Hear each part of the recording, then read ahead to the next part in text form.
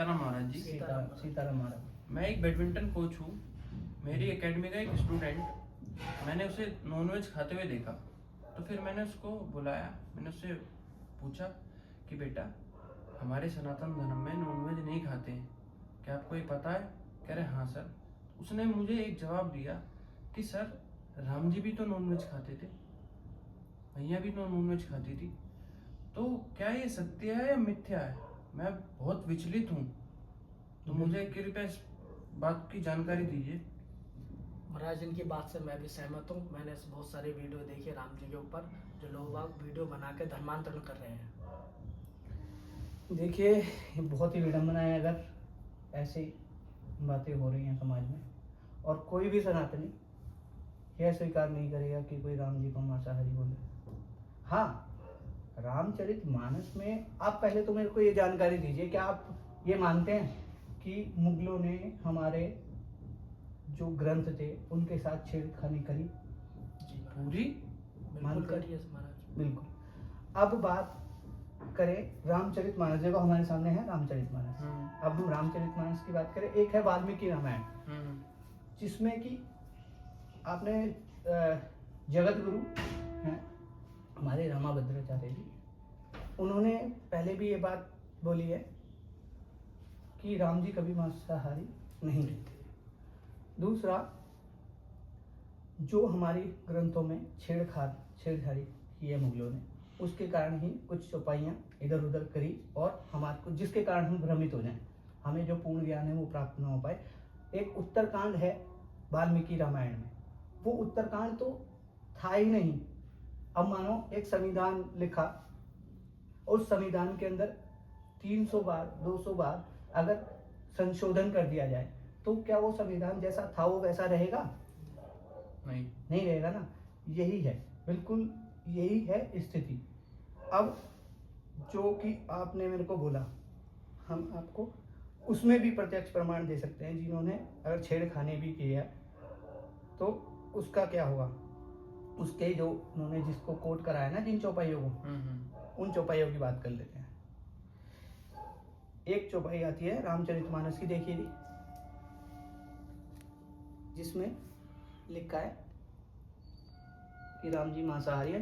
रामचरितमानस में page number 204 पर मिलेगा। पेज नंबर 204 रामचरितमानस है, गोरखपुर प्रेस, गीता प्रेस है, गोरखपुर प्रकाशित। ठीक।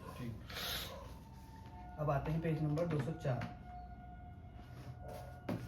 देखिए, जिसकी चौपाई को कोट करके ये धर्मांतरण की बातें करते हैं, और बच्चों को सही जानकारी ना देने के कारण, जे मृग राम बाण के मारे। इसमें देखिए, बंधु सखा संग ले ही पुलाई, वन मृग नित खेल ही जाई, पावन मृग मारे ही जिए जाने, दिन प्रति नृपहे देखे वहीं आने।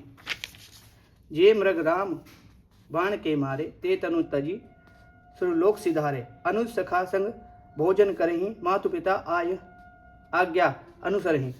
यहाँ पर लिखा है, जो मृग श्री राम जी के बाण से मारे जाते वे शरीर छोड़कर देवलोक को चले जाते थे। रामचरित अपने श्री रामचंद्र जी अपने छोटे भाइयों और सखाओं के साथ भोजन करते और माता पिता की आज्ञा का पालन करते। यहाँ पर कहाँ लिखा गया है कि राम जी भोजन में मांस पा रहे हैं? भोजन में मांस खा रहे हैं, कहाँ लिखा है यहाँ पर? अगर हम इनकी त्रुटियों को भी पकड़ लें तो भी कहाँ लिखा है बताइए? तो कहाँ से राम जी मांसाहारी?